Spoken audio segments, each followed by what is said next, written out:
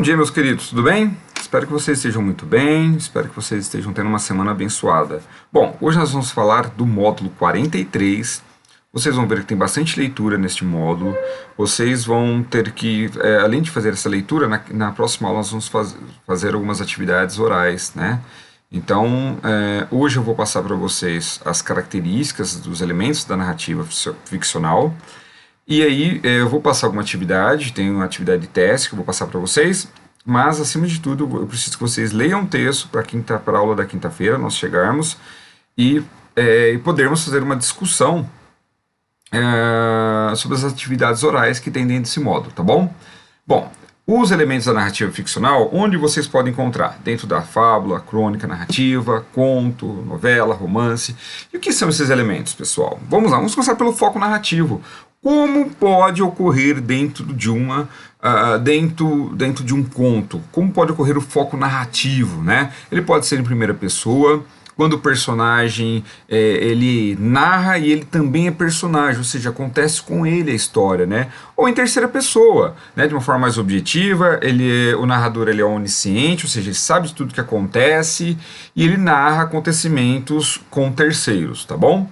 O espaço, tem três tipos de espaço. O físico, que é o ambiente físico mesmo, floresta, castelo, casa, sociedade, rural, enfim.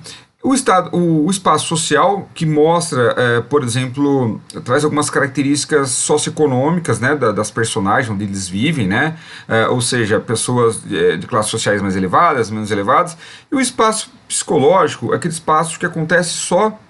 Nós não vemos espaço físico, acontece interior, né? Acontece no pensamento das personagens. Então a gente não define muito bem esse espaço físico, porque ele é psicológico. Bom, o tempo. Então existe o tempo linear, que ele é cronológico, né? Começo, meio e fim. E o não linear, que posso ter cortes, flashback, né? Retomadas de partes. Ou então eu começo já como se estivesse no fim da narrativa, depois eu volto e aí sim, né? Há uma introdução, desenvolvimento e aí vai acontecendo. Ou concomitante, duas coisas acontecendo, duas, três situações ocorrendo ao mesmo tempo, né? Então, a ordenação também temporal, dentro do tempo também tem a época em que acontece, né? Pode ser narrativas de um passado, né? De um passado bem antigo, né? De um passado bem distante ou um passado próximo, enfim. O enredo é uma parte bem interessante, às vezes é um pouco complexo para entender, mas o enredo é o seguinte, eu falo que com a movimentação da narrativa, né? Então, muitas narrativas elas começam, né, com uma introdução, uma motivação ali para que as ações vão ocorrendo, depois a complicação, porque toda boa narrativa ela tem uma complicação, para que tenha o quê? Um clímax, que seria a revelação, né? Somente contos policiais e tal. Porque depois já vou para o desenlace, né, que é o final, a solução, o desfecho. Então isso, o enredo também envolve com essa parte temporal, né, início, meio e fim, os flashbacks, isso faz parte do enredo também.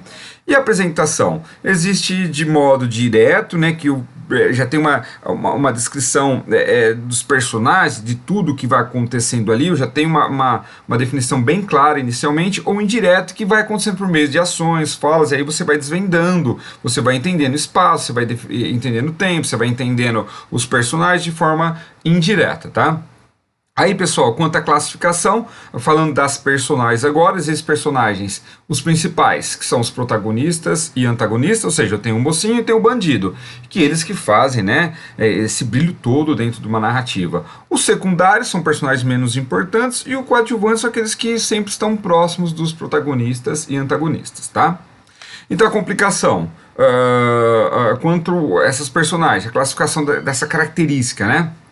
Psicológica. Então tem personagens mais complexos de se entender, tem alguns que são mais simples, esses típicos que nós entendemos por meio da profissão, do que ele faz, e essa caricatural seria esses personagens mais bizarros, com características muito estranhas, né? O discurso pode ser direto, quando eu tenho então o diálogo, né?